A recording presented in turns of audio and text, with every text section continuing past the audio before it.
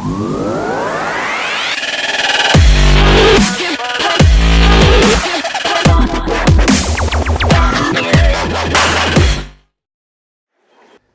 girl is Amalia, and she's a musician.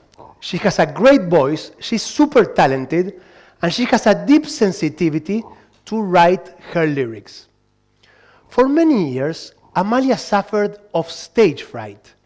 This means that she was afraid to play in front of an audience, and she avoided these kind of situations. This intense fear did not allow her to grow as an artist. I am a psychologist, and I'm passionate about helping people create a positive change in their lives. For many years, I've worked as a therapist, and I've seen many patients just like Amalia. As you know, when people go to a psychologist, they are usually seeking for a personal change.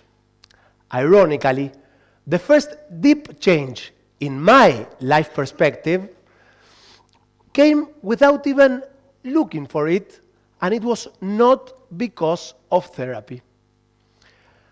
Let's go back in time. I was a 7-year-old kid, and I lived with my family in a suburb of Buenos Aires, Argentina. I was curious, I loved to read. I was also kind of introverted, but above anything, I had lots of fears.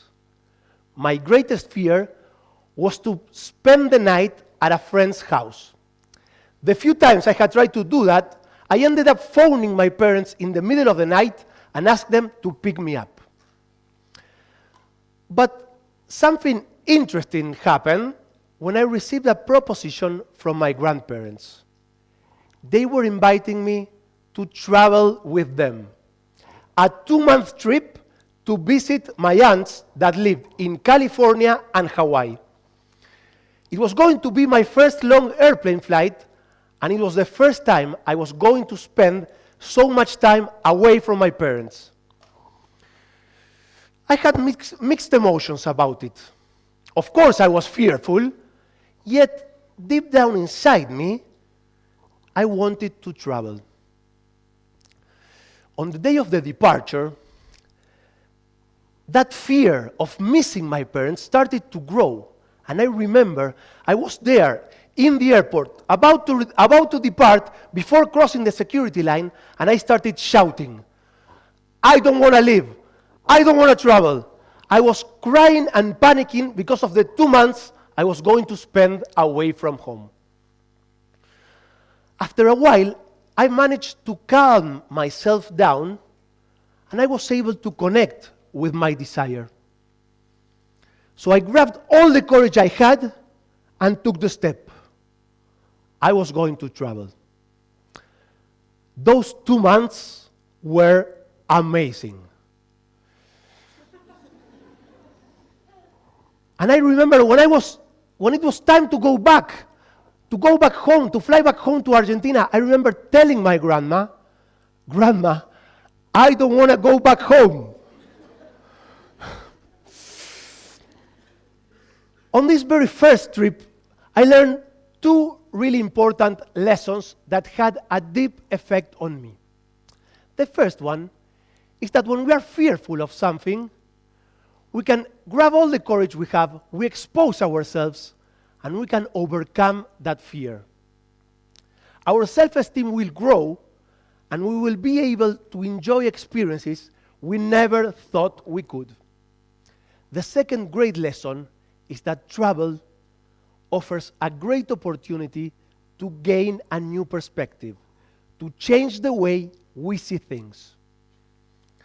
Right after this very first trip, many more followed, and each one of those trips shaped me.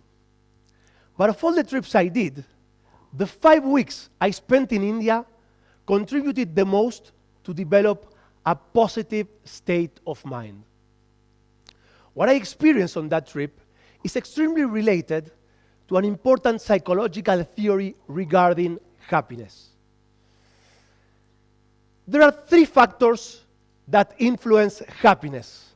And I'm talking about the long-term happiness, the chronic feeling of happiness. The first factor is the biological factor and is responsible for 50% of our long-term happiness. It's our genetic disposition. It's our basic temperament. It stays constant throughout all of our life. And of course, we cannot change this factor. It's our set point for happiness. The second factor is our life circumstances. Where we live, how old are we, if we are married or single, the type of job we have, or even how much money we make. Usually, most people think this is the most important factor that influences their happiness level. How many times have we heard, "Oh, I will be happy when I find my soulmate"?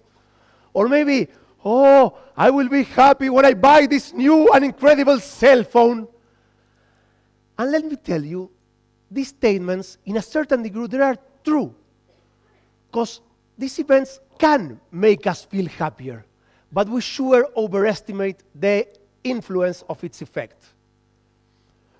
Because research showed that our life circumstances are responsible for just a 10% of our long-term happiness.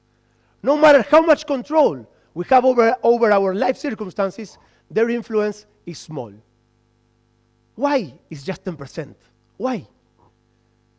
Because we humans, the whole human race, have an incredible capacity of adapting to the novelties that life brings us. And 6 months after I start this new job, I adapt to what the job implies, to its benefits, its responsibilities. And I return to my usual level of happiness.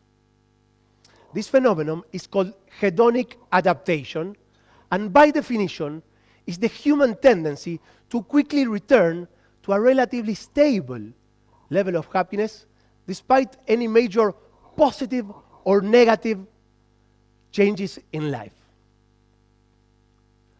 So my friends, the question is, what else influences our long-term happiness? And let me tell you, this last factor is very important because we can work on this factor. This last factor is the intentional activities that everybody can do and practice. They imply some effort, of course, but if we do them frequently, we practice them, we can turn them into habits, and we can call them happiness habits. They will shape our way of thinking. They will lead us into a more positive and happy states. And my friends, they will allow us to live happier lives. Let's talk a little bit about them. I will give you some examples. A really easy happiness habit is to do random acts of kindness. Being kind. I mean, doing things for others without expecting anything in exchange, anything in reward, anything in return. For example, it can be helping someone in the street, helping an old lady to cross the street, or maybe donating money to charity. Another happiness habit is to develop an optimistic view on situations. If we work on being hopeful and confident about the future, our happiness level will rise. Let me give you a simple practical tip to practice our optimism. Whenever you think of a situation that you can say, this is a problem, let's change the word, and instead of problem, use the word challenge. Remember, challenge instead of problem. This will empower you about the possibility of overcoming that issue. Remember, challenge instead of problem. This is being optimistic. Another happiness habit is to use our own internal standard. To practice and stop comparing ourselves to others. And believe me, this is kind of hard these days with all the exposure we have to social media. Another happiness habit is to learn how to forgive. Another one, really, really easy, and I bet that a lot of you actually do it, is to exercise on a daily basis. Another happiness habit is to focus your experience in the here and now, in the present moment. These are just some of the happiness habits. There are many more. But for me, the most important one came unexpectedly on this backpacking trip I did in India. On those 5 weeks, I lived experiences I will never forget. I discovered magical places. India is incredible. Its colors, its smells, the celebrations, its people. But there was not a single room where I stayed that had a shower with hot water. I was on a tight daily budget. I had not a lot of money, so all the places I stayed were just cheap guest houses with small beds and no hot water. Having only cold showers for 5 weeks made me realize that something that was really common for me, something that I took for granted, like taking a hot shower, can actually not be that common. And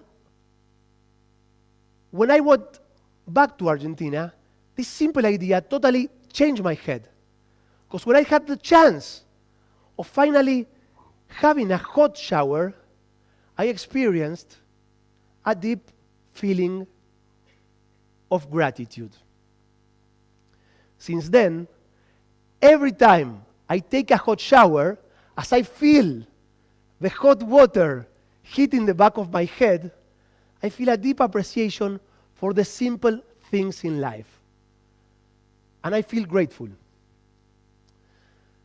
This simple act enhances my happiness each and every day of my life. It makes me realize the gifts that are all around us. It can be a hot shower. It can be a yummy meal. It can be a visit from a friend or a hug from someone I love. I remember the first time I came to Greece and I saw the beautiful blue Greek Sea. I was amazed, totally amazed. And for many of you, this is just part of your everyday lives. You can just take a bus and get to the sea. In Argentina, some people have never even seen the sea. And you can enjoy this beautiful gift life gave you just really, really easy. My friends, if we change our perception, not taking things for granted, a sense of wonder will appear, and we will start feeling grateful, and we will start feeling happier. Let me give you a small and practical exercise on how to make ourselves more grateful. This exercise is called a gratitude journal. It takes 15 minutes, and you can do it once a week. 15 minutes, once a week. You need to sit down and focus on this feeling and write 5 things that you are grateful for. Take your time. Write them down. Think about the small and simple things that you are grateful for. For these hot showers, or this looking at the sea. These small events that you are grateful for. If you practice this exercise, you focus on this feeling, you will start feeling happier. But give it some time. It will not happen instantly. Give it some time. Give some time. Do you think you can do it? Yes. Okay, so we have a commitment. Today, some of you will do this gratitude journal. So this is how, one day, I had this crazy idea of integrating my 2 passions, psychology and traveling. And I thought, what would happen if I take someone that needs a change in life on a trip. And on this trip, every adventure we did, every experience we chose would be specially thought to promote this change we are searching for. Do you remember, Amalia? This is what happened.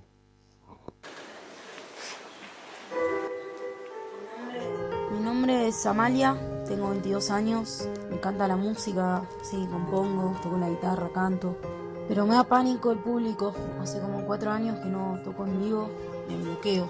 Me encantaría poder tocar en vivo, pero es terror lo que me pasa.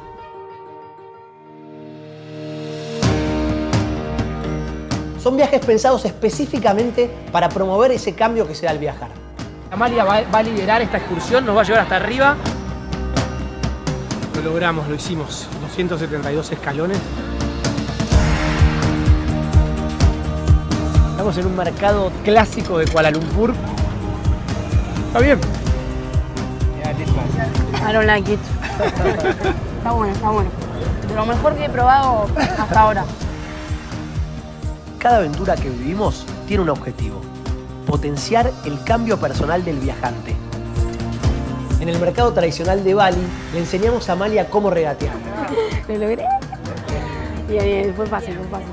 La vi más suelta, más relajada, empezó a hablar más con la gente, empezó a tomar más iniciativa.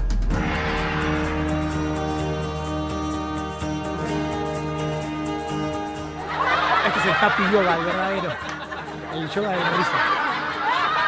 Y yo no estoy para que me peguen en el barro, la verdad, pero quizás hoy...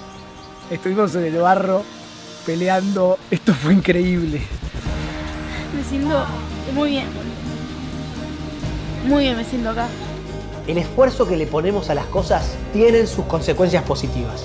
La caminata fue dura, haber llegado y habernos sentado y ver el sol salir me dio mucha paz.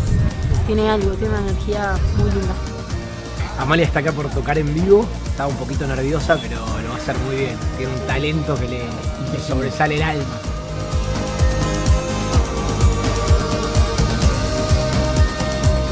Todos los viajes nos cambian, pero viajar conmigo transformará tu vida.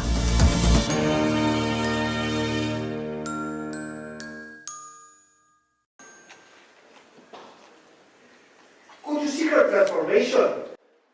There are many ways we can achieve a positive change in life. Traveling can help us. Exposing ourselves to what we fear can help us. Developing a sense of gratitude can help us. Practice these happiness habits and start building happier lives. The solution is in our hands. Thank you.